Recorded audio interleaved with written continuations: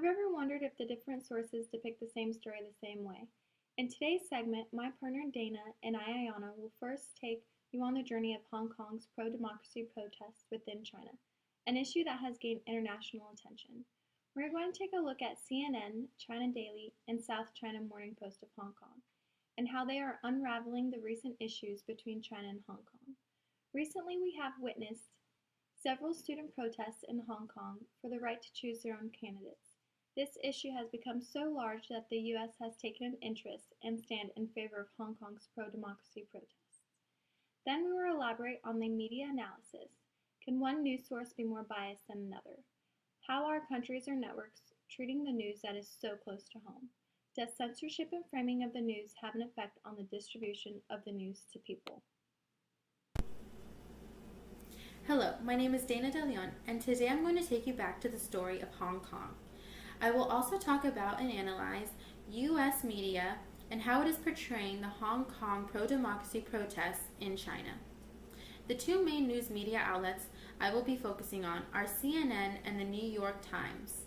Both news sources have followed the Hong Kong protests from day one. They are both respected news sources and have their own perspectives of the issues in China. Notably, CNN has had quite the history with China and covering its news, taking it back to 1989 during the protest in Tiananmen Square, where they were the only U.S. newscasts that showed live coverage of the protests and the protesters defying Chinese troops and the tanks. Now to the history of Hong Kong. Hong Kong was part of the British Commonwealth until 1997, when the British handed it back over to China.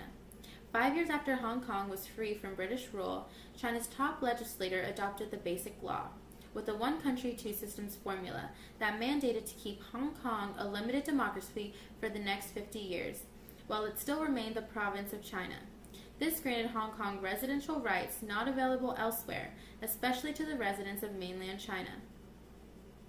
The Times reports, Hong Kong's constitutional documents read, "The socialist system and policies shall not be practiced in Hong Kong's special administrative region, and the previous capitalistic system and way of life shall remain unchanged for the next 50 years." Since then, Hong Kong has had considerable autonomy and retained a wealth of Western-style freedoms. However, the freedoms to elect their chief executive was taken away by China's National People's Congress Standing Committee on Sunday, October 31st. With further explanation, here is my partner, Aiyana Helme. It all started July 1st, 2014, when 172,000 people marched for the anniversary of the British handover to China and protested for a free election in 2017. This also sparked the arrest of 511 people for holding a sit-in at the Central Business District. The protest movements have evolved greatly over the past few months, and now the People's Liberation Army is in Hong Kong. Fear lingers in the Chinese territory, as well as anticipation of how the army's role might change. This serves as the country's biggest rally since the uprising in Tiananmen Square in 1989. Could this be another Tiananmen Square incident? On August 31st, China insisted on choosing candidates for leadership in Hong Kong for the 2017 elections. This was the first time the city voters, rather than a nominating committee, will elect a leader. In response, this created mass controversy between Hong Kong and China. In return, Occupy Central started, and a vow to embark on the era of civil disobedience, including mass sit-ins and the umbrella movement, a peaceful protest. Unfortunately, the police are not demonstrating it as so. They are using tear gas, arresting the protesters, and using other forms of violence to try to stop the people of Hong Kong from protesting. The peaceful protests are still going on today. And as of recent events, people who are participating or participated in the Hong Kong protests are now being denied entry into China. It is said they are a threat to national security. This is causing the protesters to fear for their future. They are now facing low morale and feel as if it might be time to end these protests.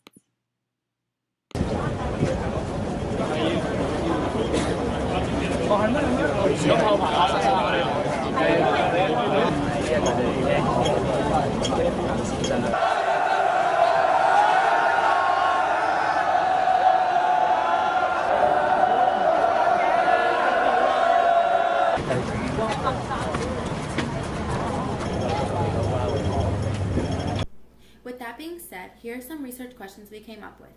How is the media portraying these events? Do these events harm everyday life in Hong Kong? Does the U.S. media show bias towards Hong Kong or China in their newsfeed? The Hong Kong News South China Morning Post does not limit their media or their stories on the pro-democracy protests. They revel in these protests. They want their whole story to be told, not just certain parts. When the police released a video of the protesters getting violent, the South China Morning Post took notice and commented back. They argued that the police did not show the entire video of what led up to those actions or what measures the police took to control the violent reactions of the protesters.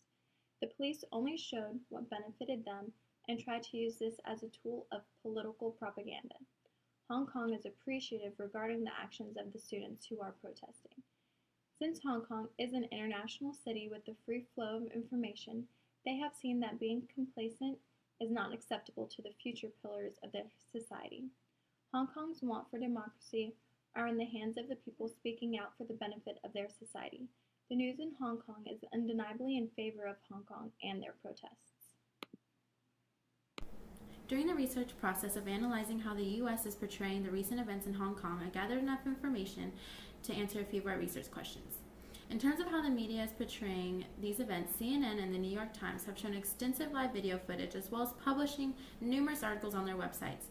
Every minute, the articles and even images are being updated to their sites for the world to see. In recent events, protests in Hong Kong have become more violent as protesters have taken their boycotts and riots to the streets of Hong Kong. In live CNN breaking news, police move in on protests, flipping their tents and pushing them out of the way and out of the roads. In this live video footage, CNN producer Rebecca Wright calls in live from the streets of Hong Kong. According to Wright, protesters have taken to the streets surrounding Hong Kong's central government headquarters. Police did manage to clear out the protesters and reopen the road.